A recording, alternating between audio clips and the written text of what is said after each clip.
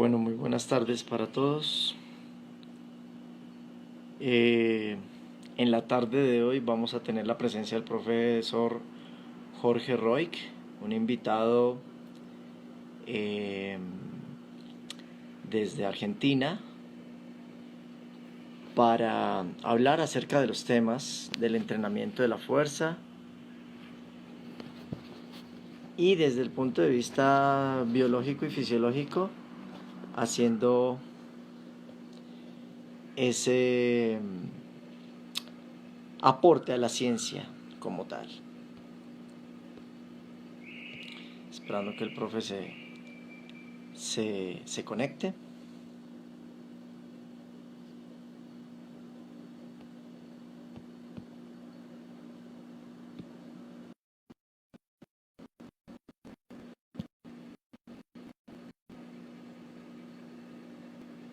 Listo, ya el profe está con nosotros, así que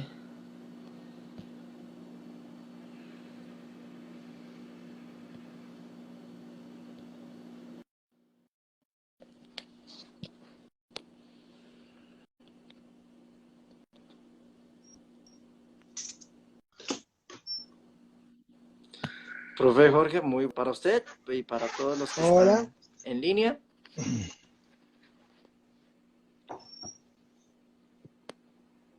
Perfecto, ¿me escucha, profe? Hola, ¿me escucha? Sí, perfectamente, perfectamente. Muy bien. Per- Primero agradecerle por esta charla, por este en vivo que vamos a tener el día de hoy, que estamos teniendo, pues un orgullo poderlo tener por esta Bueno, vía muchísimas online gracias. desde Colombia y no, un honor para nosotros, profe, escuchando sus charlas y sus documentos sobre las redes sociales y toda la parte de la ciencia. Pues me gustaría también que las personas que lo escuchan y lo siguen y que lo vemos en las diferentes charlas y sus documentos, que nos cuente un poquito de su perfil profesional, mi profe. Estoy dentro de las ciencias del ejercicio hace ya muchos años. Me he dedicado, me he dedicado básicamente a introducirme muy profundamente en el territorio de la fisiología del ejercicio, en el territorio de las evaluaciones morfofuncionales. Me he incluido mucho en el territorio de la nutrición y la suplementación, tanto en el ámbito del rendimiento deportivo como en el de la salud. Le he dedicado mucho de mi vida. En los últimos tiempos, sobre todo, he abordado suficientemente el campo de la salud, porque creo que hay mucho para hacer desde las ciencias del ejercicio en ese ambiente. Hay mucha cosa que se va conociendo, que va evolucionando la visión de nuestro organismo, sobre todo fundamentalmente en el ámbito del tejido muscular, se lo va reconociendo en un territorio, en un ámbito, en una esfera muy diferente a la que se lo conocía antiguamente, o por lo menos durante el siglo pasado, digamos, incluso hasta las últimas décadas del siglo pasado. Y bueno, y ahí me mantengo firme en ese espacio intentando crecer y aportar, ¿no?, ambas cosas. Así que ahí me muevo. Muchísimas gracias, profe. Bueno, entrando en materia, dentro de las temáticas y la publicidad que habíamos hablado, observamos que el músculo esquelético se toma como un órgano endocrino, entre comillas. Nos podía contar, profe, por qué es un órgano endocrino cuando ese Sí, músculo empieza a hacer ejercicio.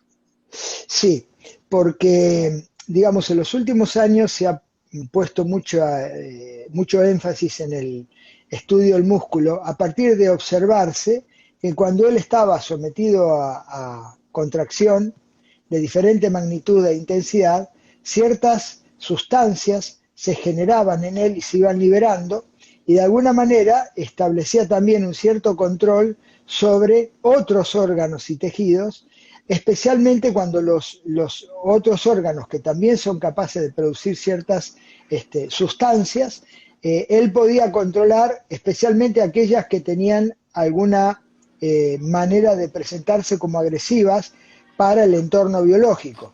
Especialmente había una observación muy interesante respecto del tejido muscular sobre el tejido graso. Y como el tejido graso ya hace desde mucho tiempo que se le observa liberar sustancias, moléculas, hormonas, interleuquinas llamadas en forma genérica y adipoquinas, reconociéndolas especialmente en ese adipocito productor de esas sustancias, en esa célula grasa generadora de esas sustancias, se empezó a observar que el músculo tenía una especial atención sobre ese tejido, sobre esas sustancias, y que cuando el tejido adiposo de alguna manera estaba predominantemente desarrollado con un músculo no demasiado bien conformado y estructurado, el tejido adiposo de alguna forma controlaba negativamente nuestra salud. Sin embargo, cuando el músculo estaba siendo debidamente atendido, pero además evitando que él básicamente se perdiera, o sea, entrara en un terreno del deterioro, se veía que él no solamente podía controlar mejor al tejido adiposo, ya no desde el punto de vista, digamos, de evitar que él se desarrollara y pudiera conformarse como un tejido con alta reserva energética y, digamos, accionar básicamente sobre un componente graso importante y mostrarnos con algún grado de obesidad. El tejido adiposo decía, el tejido muscular refería que de alguna manera se lo veía en esa condición cuando él mostraba una evolución en su tamaño y en su performance, controlando al tejido adiposo para evitar que él accionara negativamente sobre nuestra salud con esas adipoquinas que tenían un efecto bastante desagradable sobre nuestra salud. En ese contexto se lo empieza a estudiar al músculo muy detenidamente y se lo aprecia como formador de unas sustancias denominadas mioquinas, que también son interleuquinas, considerándolas en un contexto global, pero con un muy importante impacto sobre la salud y calidad de vida. Y algunas de ellas incluso muy asociadas a la acción sobre patologías que la persona puede tener sobre ciertas enfermedades, al punto tal que se logra observar que algunas de estas sustancias eran solamente producidas, primero cuando el músculo se contraía, o sea que en estado de reposo no se liberaban, lo cual implicaba decir, bueno, hay una buena razón para hacer ejercicio.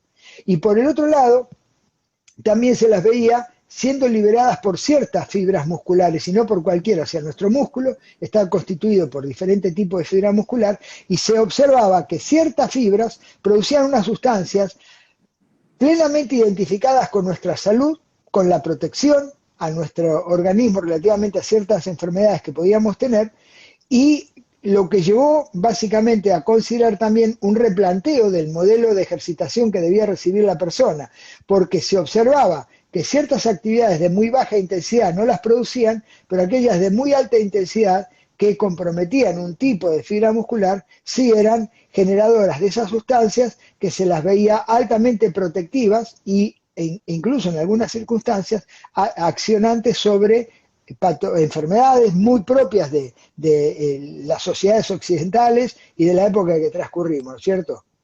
Correcto, no, un gran dato que usted nos da, profe, sobre ese compromiso del músculo como órgano endocrino.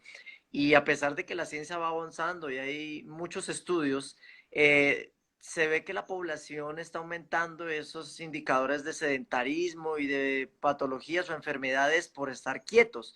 Entonces, creo que la cultura ha sido un factor determinante, ¿cierto? Porque no es lo mismo una cultura, digámoslo así, en verano que en invierno, como se puede diferenciar en distintos países, y eso afecta así como otros factores externos e internos. Pero en este tiempo de cuarentena, ejemplo, llevándolo al caso particular, existe la posibilidad de hacer ejercicios en casa, ejercicios de fuerza con bandas elásticas, pero ¿eso sería satisfactorio desde su punto de vista o definitivamente tenemos que volver a los gimnasios y hacer el trabajo con las pesas y la carga? Sí, primero quisiera aclarar un tópico. A nosotros nos han forzado desde, especialmente desde algún territorio de las ciencias biológicas, como es el territorio de la medicina, a creer que en realidad estamos en un mundo sedentario. Yo diría que debiéramos reflexionar un poco a nuestro alrededor, porque yo que tengo algunos años encima y que toda mi vida he hecho y lo sigo haciendo, ejercicios de diferente tipo, comprometiendo a mi cuerpo de diferente manera, y habiendo concurrido mucho a gimnasios y haciéndolo actualmente, nunca he visto tantos gimnasios como existen ahora. Nunca he visto tanta cantidad de gente dentro de los gimnasios. Nunca he visto tantas propuestas de los gimnasios con diferentes actividades para todos los gustos de la población. Nunca he visto tanta gente practicando actividades en los parques, en las plazas, en la misma calle. Nunca he visto tantas actividades ofreciendo los fines de semana competencias de maratón, de ultra trail, de Sí. Ironman, etcétera, etcétera, etcétera. Y para hacer todo eso, además, la gente se tiene que comprometer durante la semana para poder finalmente rendir en pruebas tan exigentes. Nunca he visto tanta cantidad de triatlón, de atletas, de participantes en tres, no en una disciplina. Entonces digo, ¿realmente estamos en un mundo sedentario? ¿Será que estamos en un mundo sedentario o estamos en un mundo que está haciendo lo que no corresponde? Porque esto es como decir que la gente en realidad está gorda porque come mucho. Lo que está es la gente eventualmente obesa porque come mucho. En realidad come mal. Y en verdad no logra satisfacer ese desnivel, probablemente nutricional que tiene, producto de que además está involucrada en modelos de ejercitación que no se compadecen con la salud. En realidad, están en error tan profundo que se habla de haga actividad física. Y en realidad la actividad física, por la propia definición de la Organización Mundial de la Salud, es cualquier actividad que supera el gasto energético de reposo. Por lo tanto, si yo camino 30 Ponerse de metros, pie. hice actividad. Por ejemplo, ya aumenté la tasa metabólica basal. Por lo tanto, Correcto. habría que reflexionar, porque son ellos los que proponen la peor actividad. Bueno, aunque sea haga algo, ¿qué es hacer algo? Aunque sea camine, ¿le parece? Bueno, le voy a decir que usted le debiera leer un poquito más sobre mioquinas para darse cuenta que las que realmente protegen nuestra salud son las que se generan en un modelo fibrilar de las ya reconocidas como rápidas. Bueno, dentro de ellas hay un tipo de fibra muy particular que genera unas sustancias espectaculares para nuestra salud. Por lo tanto, basta de salir a mandar a la gente, a proponerle a la gente que haga una actividad física e indíquenle mejor que haga un ejercicio físico, que para eso hay profesionales muy bien preparados para indicarlo, prescribirlo, a través de establecer una cantidad determinada, con una dosis determinada, un volumen de trabajo, una intensidad de X, o sea, las características que debe tener un estímulo de entrenamiento. Son 5 cosas que lo distinguen. La intensidad, la duración, la frecuencia, el volumen, la densidad. O sea, está bien, se sabe muy bien eso. Ahora, cuando yo salgo a caminar, lo que hay clara evidencia es que no tengo ninguna dosis prescrita. Simplemente me dice haga. Al menos haga algo. Bueno, miren, no es la mejor propuesta. Es como que me dijeran que yo tengo un problema orgánico y me digan, mire, vaya a la farmacia y aunque sea tome algo. Me parece realmente una irrespetuosidad los que nos dedicamos seriamente a estudiar, a verdaderamente contaminar la enfermedad con ejercicio para verdaderamente producir salud, o al menos controlar que no empeore a través del ejercicio, y no prescribir actividad, que es una muy buena manera de indicarle a la persona, créase que haciendo lo que usted está eventualmente llevando a la práctica, algún beneficio va a tener. Y en realidad no evoluciona para nada, involuciona, porque no hay una carga de trabajo físico cualquiera que produzca un cambio. El cambio debe generarse a partir de un impacto que produzca una conmoción biológica que trate por todos los medios de tornar al equilibrio, a la biología, a partir del estímulo que la desequilibró. Y ese cambio que intenta la biología, si el estímulo fue el adecuado, va a ser positivo, favorable para nuestro propio organismo. Por lo tanto, esto de decir que hay sedentarismo,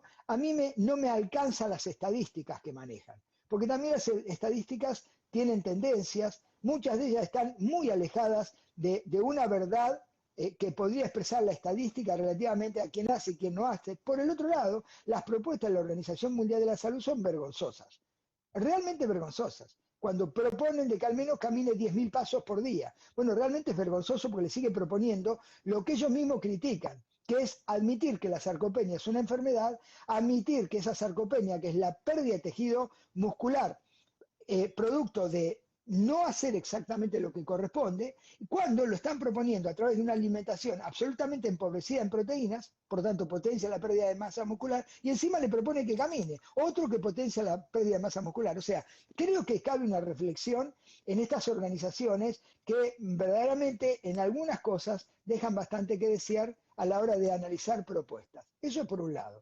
Por otro lado viene lo que referías relativamente a de hacer en casa. Uno puede ver al hacer en casa como un SOS. Es una urgencia. Bueno, aunque sea voy a hacer algo. Si en casa tengo cosas para exigirme y caer en un territorio de intensidad que me produzca el cambio, está bien. Ahora, si miro lo que se está vendiendo a través de las redes sociales como ejercicio, la verdad deja mucho que desear. Y me asombra algo mucho más que cualquier otra cosa. Es interesante ver cómo todas las cosas que se están proponiendo para hacer en casa van dirigidas a poblaciones jóvenes. No veo atender a los viejos, no veo generar propuestas para que el nieto que va a ver a su abuela, o por lo menos que la puede comunicar, la oriente, la guíe, le muestre algo de lo que podría ser. O sea, todo está direccionado, efectivamente, para poblaciones que pueden tener una buena dinámica corporal, que hasta a lo mejor algo los puede beneficiar, pero si el estímulo no está debidamente planificado, no está direccionado a la persona, no está dosificado en cantidad, duración, frecuencia, todo lo que refería hace un ratito, en realidad hacer algo en casa es intentar no empeorar más.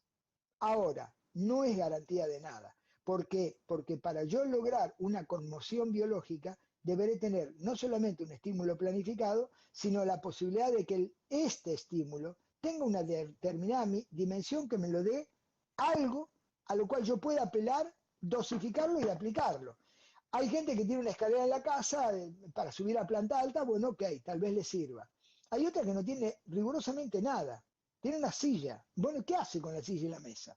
O sea, la verdad, insisto, algunos podrán disfrutar de lo que tienen en la casa y poder hacer algo conveniente, pero tenemos que pensar que la enorme mayoría eso no lo tiene, que la enorme mayoría no está capacitada para mirar algo por una red social y seguirla. Porque verdaderamente eso le puede caer a cualquiera que no hace nada, tener una edad de entre 20 y 40 años y hasta sentir como que hizo algo. Pero hay una cantidad de gente absolutamente sedentaria que no la están ayudando. Realmente, ahora, ¿está mal que alguien se ponga por una red social a vender ejercitación? Vender en el sentido de hacer algo. Mal no está, el problema es quién lo recibe. Muchos conocemos que entran a una red Claro. social para ver de qué manera se curan, de qué manera mejoran. Bueno, esas ofertas de cualquiera, hay veces en realidad perjudican más que ayudar. ¿Está? Correcto, muy bien, profe. No, un gran dato sobre su posición. Igualmente, pues hablar de ese tema es muy importante y siguiendo con el orden de lo que queremos hablar, se ha dicho que la sarcopenia es una enfermedad que se detectó y que obviamente hay que combatirla, pero el profe hablaba de la relación de la sarcopenia con la microbiota intestinal. Entonces, hay muchas preguntas de que cuál es la relación entre esa microbiota y el músculo, porque a veces se ve como algo extraño para algunos que no entienden o de pronto no están en el campo, más que no entiendan, en el campo de las ciencias de la salud, qué tiene que ver la contracción muscular con esa microbiota intestinal.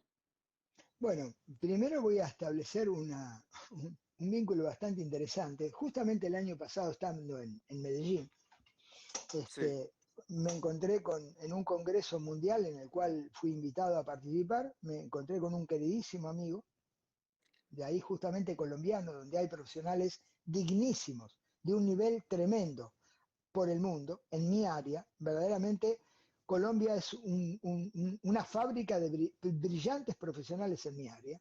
Bueno, me encuentro con él que no está en mi área y justamente me trae un trabajo donde dan evidencia que los corredores fondistas que terminaron el maratón de, del año 2015 en Boston sí. eran portadores de una bacteria, los primeros que terminaron, que no estaba en el común denominador de la gente. Y justamente investigando sobre esa bacteria y trabajando con ratones en laboratorio, descubrieron que de esos ratones, colocándole las bacterias a uno y a otros no, todos los que portaban esa bacteria tenían un rendimiento mucho más prolongado en el tiempo y corrían a más velocidad. Bueno, eso desarrolló todo un trabajo científico muy importante, el cual lo tengo, y es interesante porque estamos hablando de una bacteria de la microbiota que se integró y hay unos que lo tienen y otros no. Aquellos que lo tienen y son fondistas, por ejemplo, están beneficiados por portar esa bacteria. Esto es introductorio, como para decir, bueno, cuidado porque la microbiota tiene varios puntos de contacto con nuestro organismo, lo tiene con el sistema nervioso central, lo tiene con el corazón, lo tiene con pulmones y claro, también lo tiene con el músculo. Y hay, la conexión pasa por haberse admitido, reconocido, estudiado, documentado que el intestino, constituido por una cantidad 10 veces más grande de microorganismos que la cantidad de células que nuestra biología humana tiene, 10 veces más, 100 veces más, no 10, 100 veces más de lo que tiene como célula, son microorganismos que se agrupan en especies, se llama la diversidad de la microbiota, donde muestra que existen entre 500 y 1000 especies diferentes ahí en ese intestino grueso, a ese nivel, en la parte del intestino grueso, protegiendo la pared intestinal, que por otro lado se encuentra ahí la primera barrera de defensa de nuestro organismo, porque ahí está justamente todo el armado de nuestro sistema inmunológico, protegiéndolo de la primera adversidad que va a encontrar, que es aquello que se vaya a filtrar por ahí adentro procedente de la alimentación. O sea que la primera barrera que tenemos en nuestro organismo contra un agente agresor es justamente la pared intestinal. Todo lo que entre por la boca, desde el aire a la comida o los líquidos, tiene la alta probabilidad de alguna manera, si encontrara una microbiota alterada, filtrar. Y como filtro, que puede ser en un momento determinado por tener una microbiota alterada, ingresar patógenos que acaban por producir alguna forma de daño en nuestro organismo. Hay evidencia que cuando la microbiota está alterada negativamente, es decir, cuando ella tiene una diversidad alterada, cuando estas especies que se encuentran ahí localizadas de diferentes características se reducen en cantidad e incluso en calidad, o sea, perdemos microorganismos, eso ofrece una puerta de ingreso para generar procesos orgánicos absolutamente inflamatorios. Algunos de esos procesos inflamatorios alcanzan al tejido muscular y lo alcanzan de tal manera que lo deterioran. Producen, por ejemplo, un deterioro de organelas que tenemos ahí adentro, un deterioro por ejemplo, de las generadoras de energía, que no solamente hacen eso, pero de alguna manera así se les reconoce como son las mitocondrias, alteran a otra organela llamada retículo sarcoplasmático, que es, entre tantas cosas, una contenedora de calcio, pero también un lugar donde se sintetizan proteínas, altera la membrana de la célula muscular, es decir, y para no abusar de todo esto en demasía, hay una afectación de nuestro tejido muscular, como del tejido cardíaco, como del tejido cerebral, cuando la microbiota está afectada producto de alguna causa que justamente modificó su concentración de microorganismos, los redujo y permitió el ingreso de ciertos agentes altamente inflamatorios que producen un deterioro del tejido muscular. El hecho de tener una microbiota alterada implica decir que quizás ese sea el primer paso que alguna vez se inicie para afectar la integridad del tejido muscular. Y cuando se afecta al tejido muscular, empieza a aparecer lo que hoy estuvimos hablando desde un inicio, ¿no? Donde realmente el músculo, como órgano protector de nuestro organismo, cuando él empieza a debilitarse, a flaquear, a disminuir en tamaño y en fuerza, son dos cosas que le pasan. No solamente se reduce en tamaño, él se reduce en su aptitud funcional, que es la de generar fuerza. Y cuando pierdo fuerza, entro en un territorio muy complejo porque hay un vínculo muy estrecho entre la fuerza que es capaz de generar la persona y la expectativa de vida que tiene. A menor fuerza, menor expectativa de vida. Entonces, si uno entiende que esto está bastante estudiado y en realidad uno no le da la debida importancia a la hora de trabajar con el prójimo, a la hora de trabajar con otra persona, pues en realidad podemos estar cayendo en un territorio de olvido de la otra persona, no comprender la problemática en la cual se está involucrando, porque cada vez que pierde masa muscular, pierde fuerza. Y es más, lo que históricamente nosotros creíamos, que era, bueno, hay que entender urgentemente la fuerza muscular. Yo mi primer artículo al respecto lo escribí hace 18 años sobre sarcopenia. Hoy la ciencia, muy actual, en la segunda década de este siglo que está recorriendo, o sea, la que todavía estamos, digamos, transitando en este siglo que nos toca vivir, hay evidencia fuerte que más importante que ir detrás del músculo es ir detrás de la fuerza. Porque si logramos fuerza tendremos capacidad de trabajo. Y si tenemos capacidad de trabajo podemos optimizar nuestras capacidades, lo que tiene que ver con el territorio cardiovascular, lo que tiene que ver con el territorio metabólico muscular y lo que tiene que ver incluso con la propia fuerza del músculo para generar una magnitud de fuerza. O sea que hoy esto tiene un rol protagónico muy importante que hace a la manutención del tejido muscular, primero protegiendo nuestra microbiota. Y protegerla es saber que no nos pueden faltar los probióticos y que no nos deben escasear los alimentos de esos probióticos. O sea, los probióticos son los microorganismos. Pero si a esos microorganismos los incorporo y no les doy su alimento, los termino perdiendo.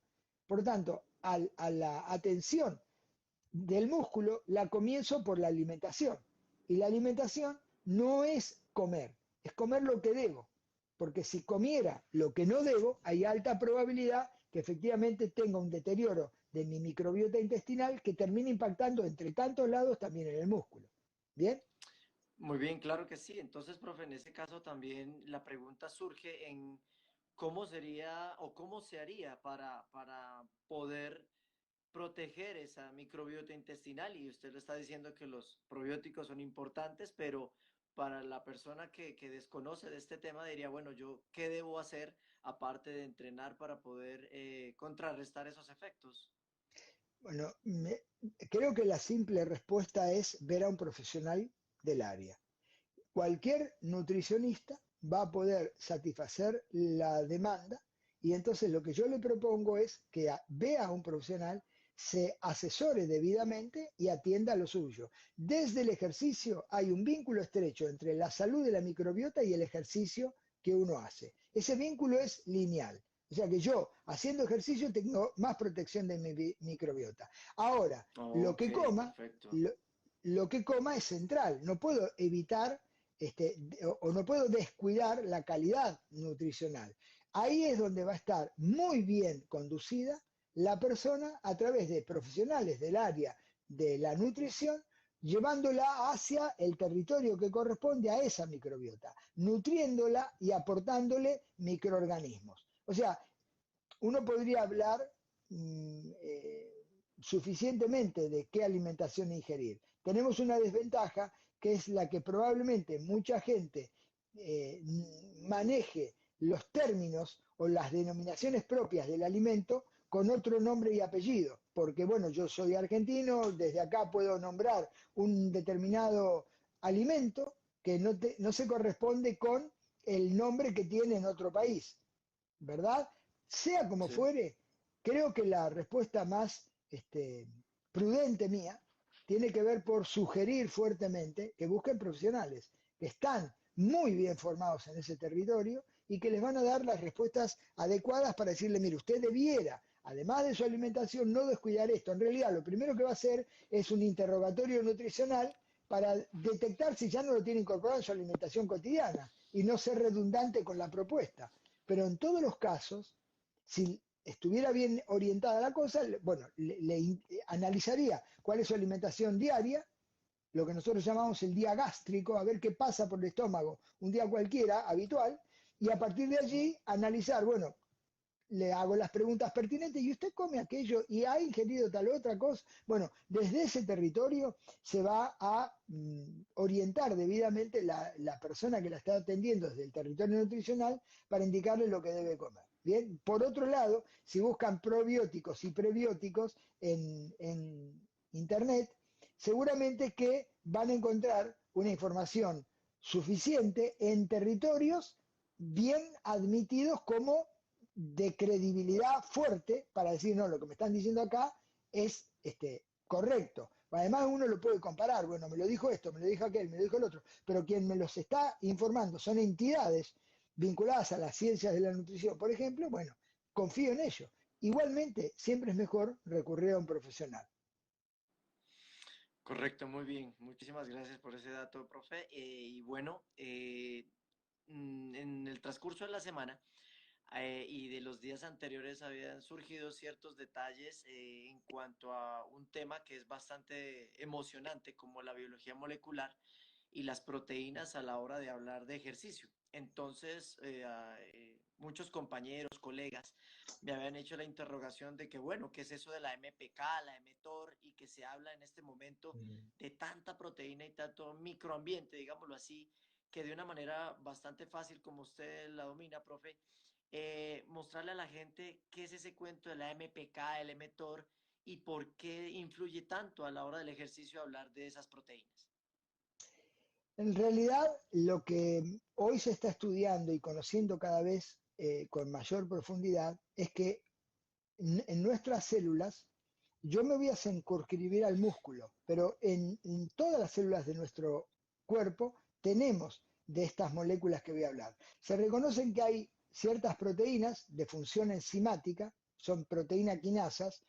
Hay básicamente dos que tienen funciones sustancialmente diferentes. Una tiene el nombre de mTOR, que viene del siglas de un término en inglés bastante más largo y no vale la pena tampoco confundir, pero esta mTOR tiene por particularidad la de que cada vez que ella es estimulada, se comunica con el núcleo de la célula donde están los genes y activa a los genes anabólicos para construir. ¿Para construir qué cosa? Bueno, para almacenar glucosa como glucógeno, para almacenar grasas como triglicéridos y muy especialmente para el interés que has mencionado, un macronutriente, para también sintetizar proteínas.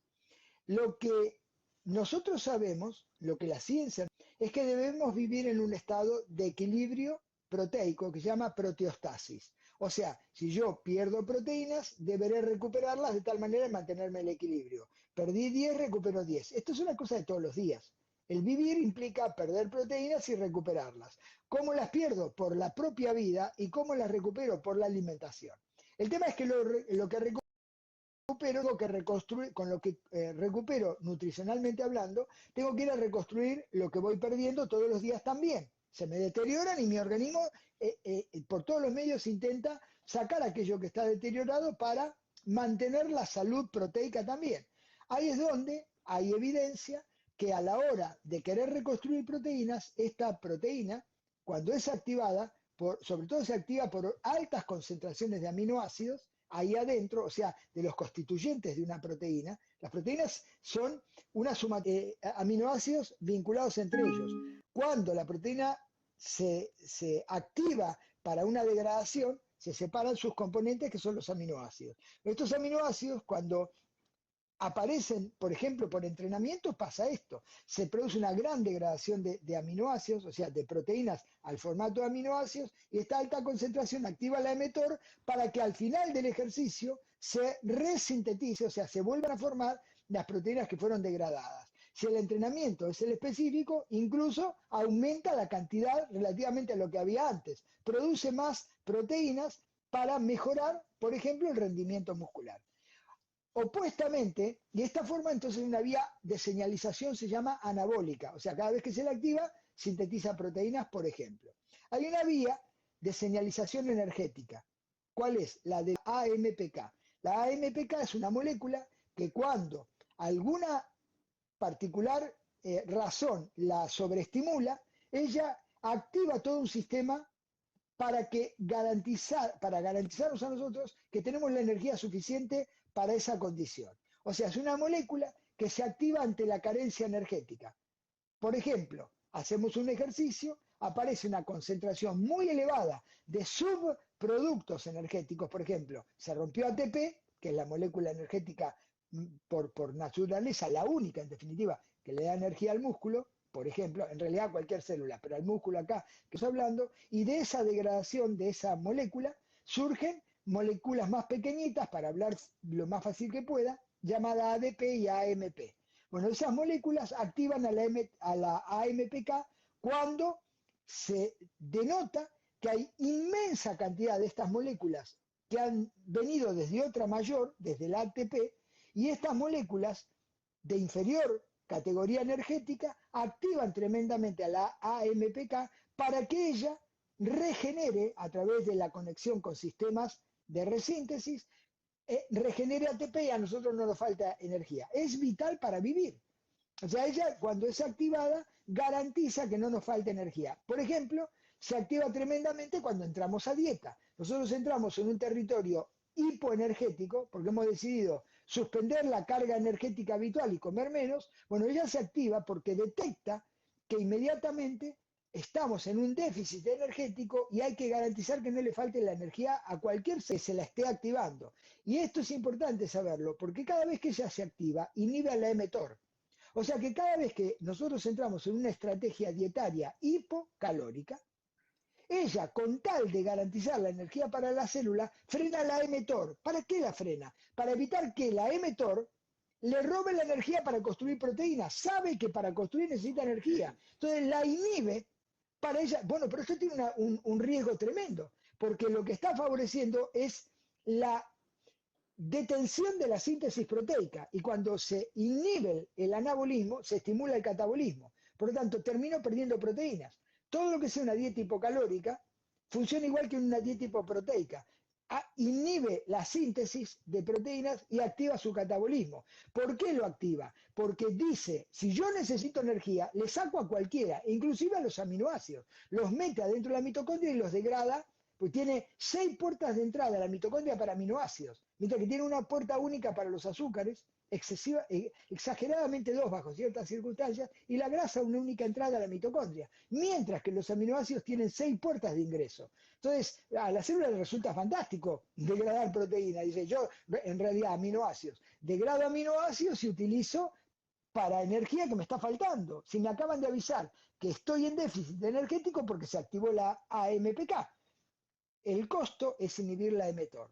Son dos moléculas tremendamente importantes, una que señaliza síntesis proteica y una que señaliza catabolismo proteico para generar energía. Hay una tercera vía, o sea, hay una vía anabólica, hay una vía energética y hay una vía inflamatoria. La vía inflamatoria la poseen aquellos que tienen una patología vinculada a la obesidad. Esa vía inflamatoria es altamente dañina porque lo único que produce es daño muscular, deterioro del tejido y lo destruye. ¿Quién la tiene? Bueno, la tiene cualquiera que padece obesidad, en mayor o en menor medida actuando, la tiene cualquiera que presenta resistencia a la insulina o diabetes, en mayor o en menor medida actuando, habrá que ver la dimensión de la gravedad. Y la tiene activa aquel que es sedentario, o sea, aquel que no hace el ejercicio físico suficiente en cantidad y en calidad para garantizar que el músculo quede íntegro. Cuando no hay esa actividad desde el ejercicio sistematizado, planificado, dosificado debidamente, bien planteado hacia al músculo se le activa una vía inflamatoria que favorece su deterioro, o sea, su involución como tejido.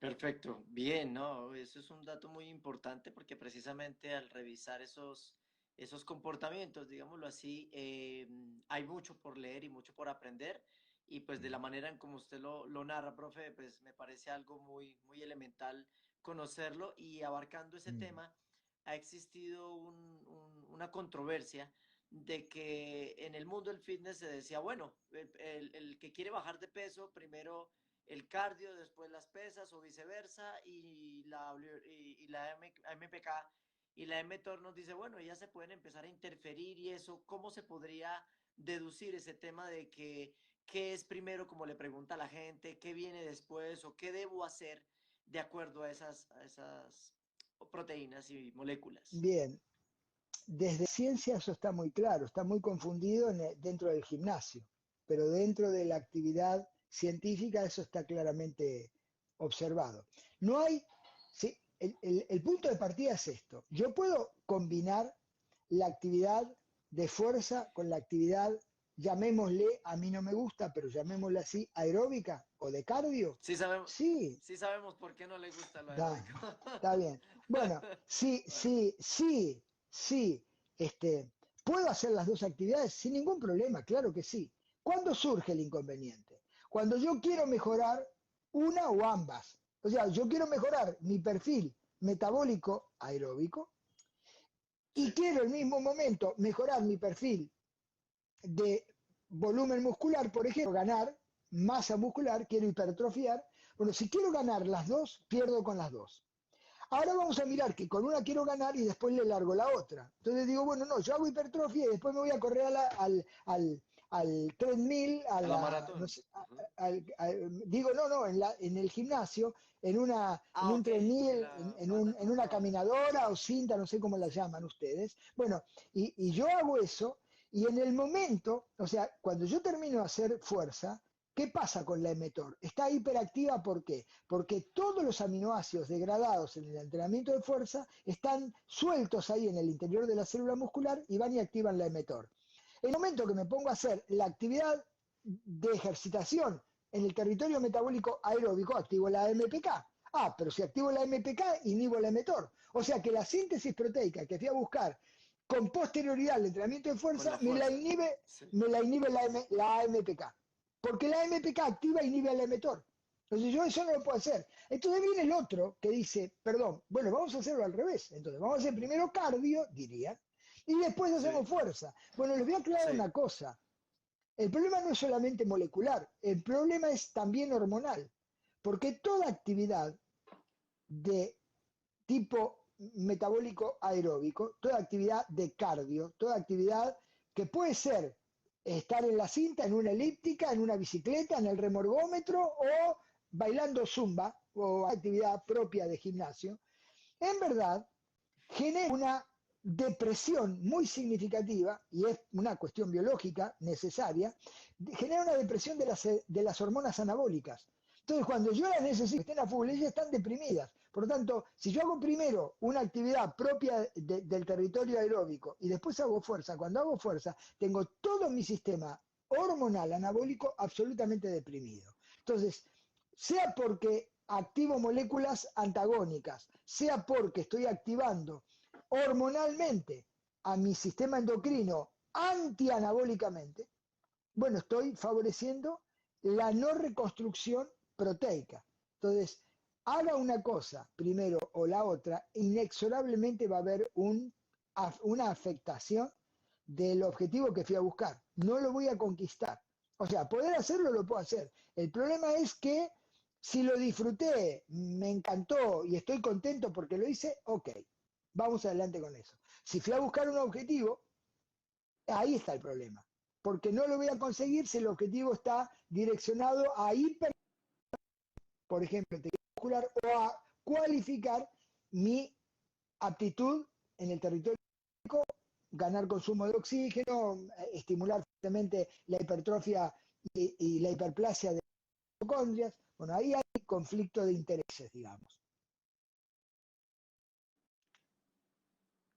Correcto, muy bien, profe. Entonces, en ese caso, hablando de ese tema y bueno, retomando el tema de la sarcopenia, se ha visto necesario entonces que algunos comentarios de las redes sociales digan que se debe generar en el adulto mayor y en las personas con una carga alta, hablemoslo así, cargar pesos y algunos otros dicen, no, yo prefiero manejar unos pesos normales, yo casi no salgo a empujar un carro que se varó o hacer algún tipo de ejercicio de fuerza que yo necesariamente no lo necesito. Entonces, de pronto voy a decir algo jocoso que el adulto mayor se ha Se, tomado como se, el papel se, higiénico.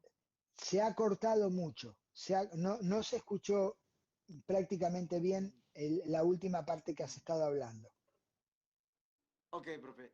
Decía que para la persona que piensa del común, una persona que está siendo entrenada por un profesional, ¿cierto? Una persona que está siendo entrenada, Mm. dice, yo no necesito la fuerza porque no voy a empujar un carro, no tengo que levantar una caja porque todo lo tengo. Entonces, en ese caso, el entrenador puede decirle, necesito entrenarte en hipertrofia, necesito entrenarte en la fuerza, y la gente de pronto por su desconocimiento no quiere entrenar las cargas. Entonces, en ese caso, se vería útil para esa sarcopenia y en mujeres el trabajo de la fuerza por aquello de que la masa muscular se deteriora. Lo que hay que saber básicamente, o el profesional debe defender a la hora de hablar con la persona para sugerirle una actividad, es qué pasa cuando yo no entreno la fuerza. El punto está ahí. No está tanto en forzarla a que lo haga, sino explicarle qué pasa si no lo hago. Cuando yo no entreno fuerza, las fibras responsables, las fibras musculares responsables de proteger la salud orgánica son de muy especial elección las fibras rápidas, o sea, las fibras que hacen fuerza. Cuando yo a esas fibras las descuido, ellas se deterioran y se van, desaparecen. Pierdo fibras musculares rápidas. ¿Por qué es importante considerar esto? Bueno, por empezar, que por milímetro cuadrado de fibra rápida tengo 7.000 receptores de insulina. Por lo tanto, si pierdo fibra rápida, pierdo receptores de insulina y el resultado final es que sale la insulina tratando de normalizarme la glucemia y se no encuentro el receptor. Ahora, ¿cómo le normalizo la glucemia? Y no vamos a poder, o sea, la persona vive con hiperglucemia. Eso le produce hiperinsulinemia y termina enfermo. Y además gordo, porque la hiperinsulinemia es lipogénica, es acumuladora de tejido graso. Y además vive con hiperglucemia que evita que se utilicen grasas para la combustión cuando hacemos ejercicio y vivimos la cotidianeidad. Y Consecuentemente, además no o hace dieta. bueno, eso le sumaría, eso sería, decimos nosotros, la frutilla del postre, ¿no? La cerecita ahí arriba. La acaba de hacer completa para dañarse. Entonces, en este contexto, uno debe explicarle que además el perder fibras rápidas le obliga necesariamente al organismo a entrar en déficit de ciertas mioquinas tremendamente vinculadas a la salud, como son la iricina, como es la musclina, que son miostatinas que liberan la fibra rápida. Por lo tanto, perdón, si esto, la persona, estas mioquinas que tiene que liberar, no las libera, entrará en un conflicto de salud porque aquellas que lo van a defender no están siendo producidas porque quien las genera son las fibras que están desapareciendo. O sea que no solamente pierdo fibras que me dan la posibilidad de generar una magnitud de trabajo que me vinculan con la capacidad de realizar cierta magnitud de tarea para mejorar mi calidad de vida, sino que además me produce pérdida de esas fibras que están linealmente vinculadas con la salud y la expectativa de vida. Entonces, lo que hay que explicarle a la gente es que si no trabaja fuerza, pierde unas fibras centrales para su salud. Y dentro de esas fibras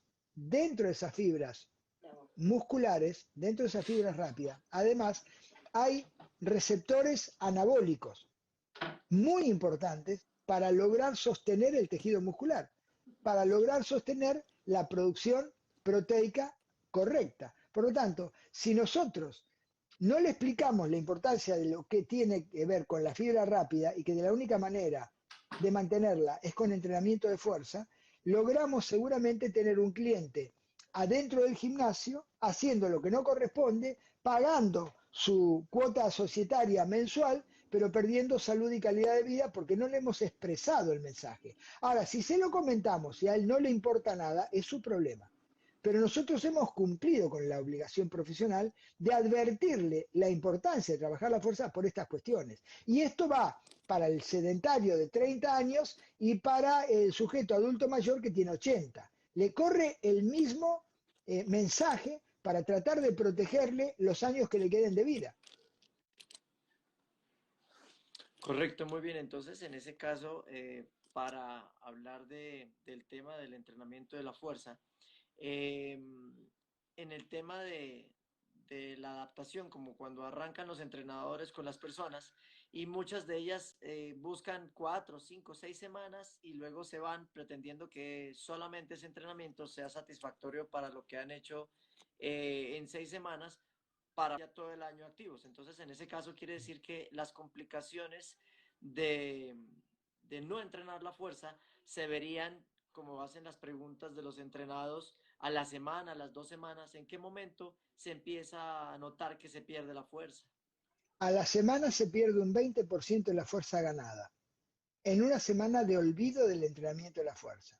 Lo que uno debe saber y transmitir es que la biología humana ha sido regida por un principio económico y advierte que todo lo que no se utiliza en la biología humana le genera un costo de manutención. Le tengo que entregar una cantidad de energía, de proteínas, de macronutrientes, mantener es útil para nada. Entonces, ¿qué hace? Genera una fuerza, para lo que tuve que involucrar ahí a una cantidad de proteínas del músculo.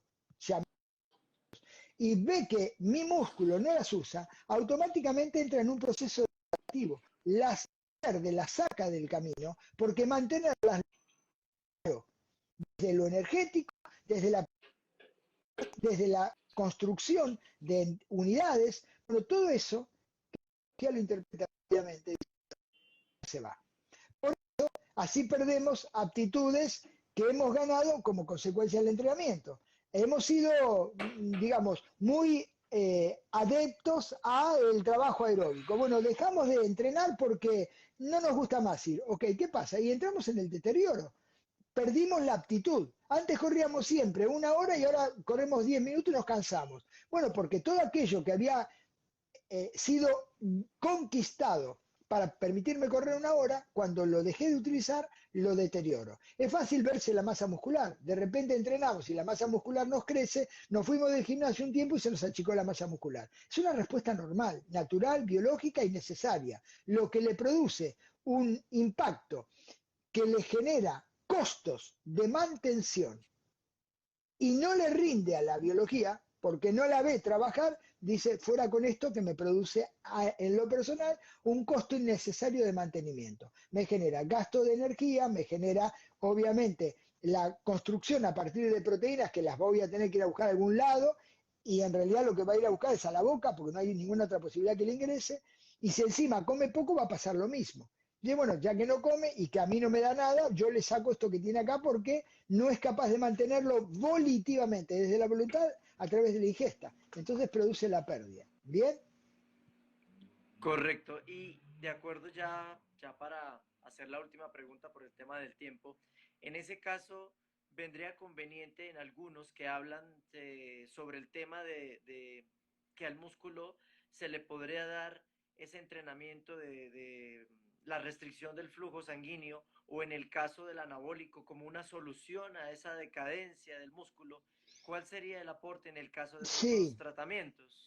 hay bastante evidencia de que para aquellas personas que tienen alguna dificultad para generar un cierto trabajo, de vencer ciertos pesos, bueno, el entrenamiento oclusivo es una alternativa que se reclama tener el dispositivo para que genere una magnitud de presión determinada, que trabaje con una carga equivalente al 30% de la fuerza máxima y eso le va a producir hipertrofia por la condición de privación circulatoria local, porque se sabe que un mecanismo anabólico es producir un ambiente acidótico, ácido en el lugar. La carencia suficiente en el aporte de sangre y con ella de oxígeno estimula mucho la vía glucolítica. Esa vía glucolítica activada, o sea, la vía de la utilización de azúcares muy rápidamente degradada, produce un ambiente muy ácido, pues se gasta mucho ATP, generan muchos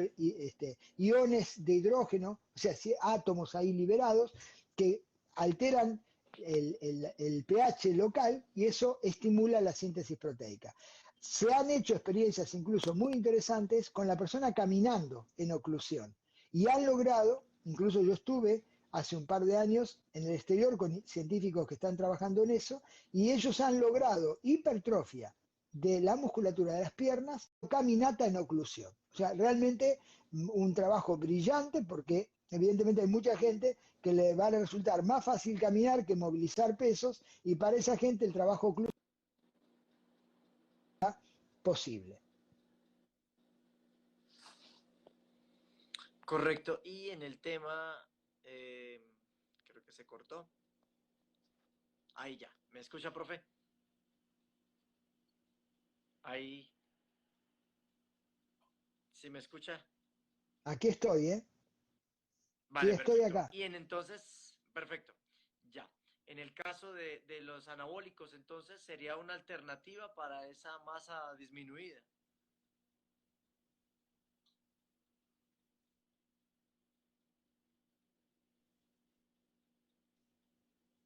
No se escucha. Preguntaba, profe. Ok, preguntaba si la solución entonces podrían ser los anabólicos para el músculo.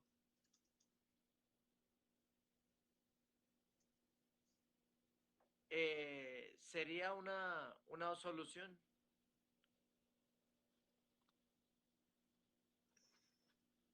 Ahí ya. A ver ahora.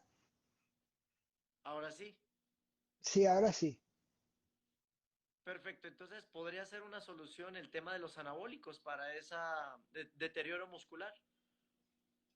Si fuera la solución dar anabólicos y entendiendo anabólicos como una hormona, porque yo hablo de anabólicos y hablo de suplementos como la leucina, que es un suplemento anabólico. Hablo de la creatina, que es un Correcto. suplemento anabólico. O sea, para, si hablo de Sí, hormonas, yo esteroide, no, esteroide anabólico, perdón. bueno, no, yo no trabajo en ese territorio.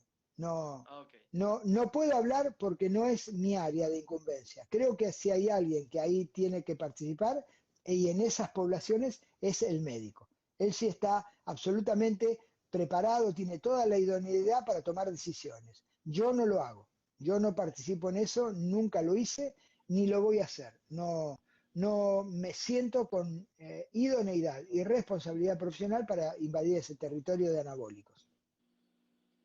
Correcto. Entonces, en el caso, como lo decía usted, de la leucina, se había dado eh, la ciencia había dado un aporte en cuanto a la leche, pero habían ciertos rumores de que la leche sí o no apoyaba la recuperación de ese músculo en ese caso. No. Cuando hablamos de leucina, hablamos de un aminoácido de cadena ramificada que hay que darlo exógenamente porque no hay ninguna posibilidad que el alimento satisfaga la necesidad. No la hay. Sí, sí, no, Entonces, independientemente de la leucina, la recuperación con leche. definitivamente no, porque la cantidad, mira, en un vaso de leche hay 7 gramos de proteína. Entonces, ¿de qué recuperación estamos hablando? Voy a pensar en la lactosa de la leche, que es un disacárido que de ninguna manera va a potenciar la recuperación de la recarga glucogénica. De ninguna manera, la leche no recupera nada. Fue en algún momento pensada como la leche chocolatada, que sí, pero el recuperar es una percepción subjetiva, porque cualquier cosa que me ponga dulce en la boca genera un impacto por vía refleja en el cerebro, en una determinada zona reactiva, que asume que he consumido carbohidratos y se tranquiliza.